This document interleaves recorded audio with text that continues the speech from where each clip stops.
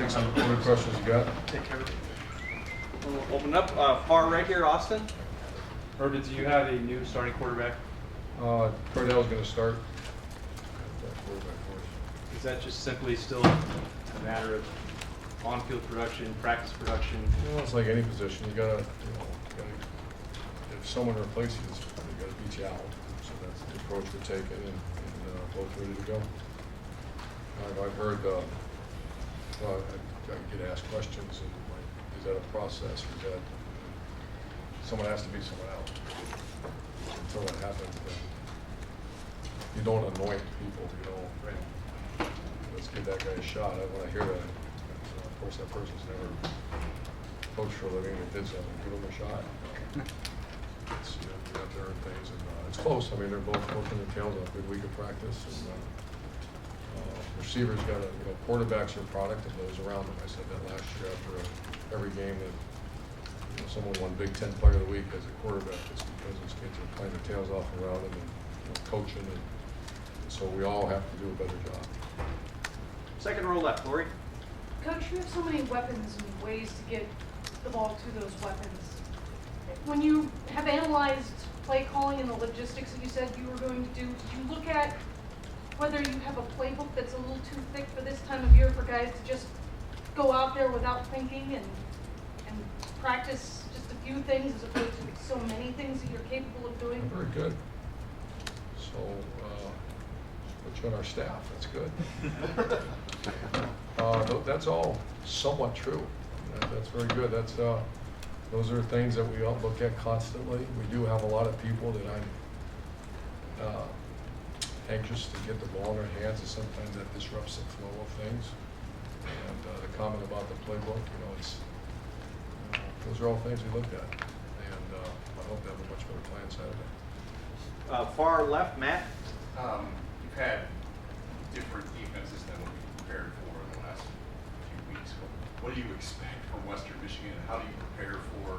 Well, we're preparing there's three main defenses that you face in college football. One's 4-3, that's a more traditional press quarters. This team is a 4-3 man-free team. The team that played last week was a 4-3 quarters team, and they play all odd, a lot of pressures. And Virginia Tech was a bear team that played primarily bear, but they were a bear slant ankle team we played now. So that's where Ed Warner and his troops. That's where it's all the most important part is. That's why the offensive line coach and offensive line are so critical. We've been fortunate the last 3.5 years to get it figured out very quickly. So we're preparing for the 4-3 man free, but we're never going to go into a game without a 3-down odd or a bear front. Because they play a little bit bear, and I'm sure they're going to play a little 3-4. So we have to execute against all of them. Far right, Clay. You alluded to a conversation you had with one of the quarterbacks Sunday. Was there a heart-to-heart, an airing of grievances, or was it a need to get on the same page, or I'm still behind you? No, those are all pretty dramatic. There's two guys talking about what you need to. I can't remember, to be honest with you, what I said. I've had a lot of conversations since then, so I can't remember that one. Great people, very successful quarterbacks that we're just trying to get everybody on the same page and going. Front row, Bill. You were asked the other day the hunter versus hunted question. Is there a way to get that mentality back, or what can you do to get that? There is, Bill. I mean, What have you done this week to make sure that you're not practiced really hard. Say what we're going to do if we're not good at certain things, and probably be a little more aggressive in the way we go about our business. Front row right, Tim. Yeah, Urban, as it came down to Cardi, you gave us the impression, at least, that you were sort of torn coming out of that game Saturday and over the weekend. What is it about Cardale more than anything else that tells you he's the guy? Oh, man. And is this a declaration that? Go ahead. I'm sorry. He was the quarterback of the team when we finished the season last year. He was the quarterback of spring practice, the only healthy one. And he finished training camp as a starting quarterback. And At times he's played very good, other times he has not. To replace him, the other guy's got to pass him up, either out there or in games, and that hasn't happened. And he had a great game at Virginia Tech, or at least in my Good opinion, game. a good game, yeah.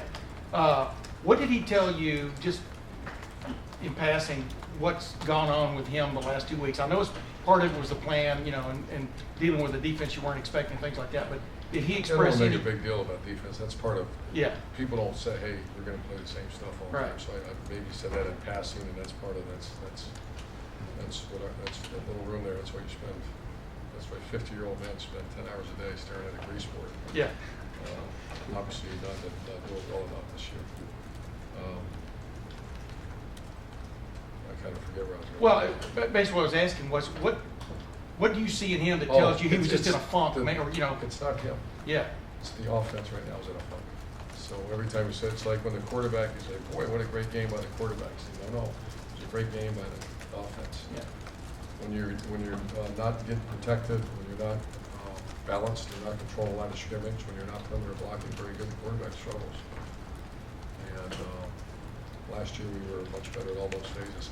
The key to offensive football for us, and really for anybody, is a good offense, is control the line of scrimmage, very good on the perimeter and blocking, and a very good play action passing game. And that isn't, Virginia Tech was pretty good. We controlled that line against a very good defense. And that the game, as that game went on, what happened? You control the line of scrimmage, things start moving. And then the big games last year, that's what happened. You control the line of scrimmage, then you start moving the ball. Because football's a tough physical sport. It's a marathon. It's not a sprint. And so all this focus on that guy behind center, I get everybody's got to do a job, but that's not my focus. And that's not our focus. It's all together. And we have to control the line of scrimmage, have very good perimeter blocking because we have athletes, and you have to have a devastating play action passing game. That's when you start seeing #1 offenses in the country.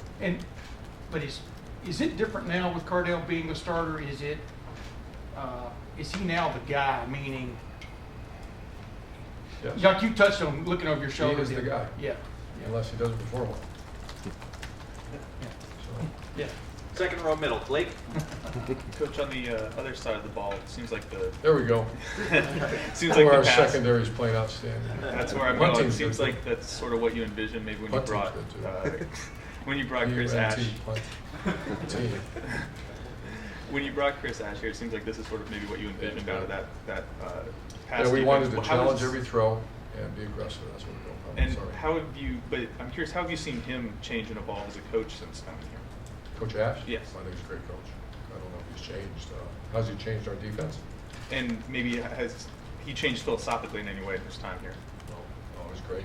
We had an interview whenever I met with him. I can't remember, it seems like 7 years ago. And this is our vision that we had. We want to play press quarters. We want to challenge every throw and be systematic in the way we do it. And it's not just Chris. Luke has been fantastic. The whole room on the defensive staff has done a great job. And final questions, far left, Bill. Erwin, what's the status of Paris Campbell, who was on the depth chart? Yeah, he's got a knee bruise and a sprained ligament, but he's fine. So I would say next week is probable. He's not going to play this week. Any other injuries besides Paris? I don't believe so. Mike Weber's not quite ready yet. And I think that's it. I think everyone's good to go. And is there a timetable on the suspension for David Webb? No. We're just looking at some. I don't know much about it. So we'll let you know. Thanks, guys. Thank you, Coach. Thanks, Coach. Yeah, folks, we're gonna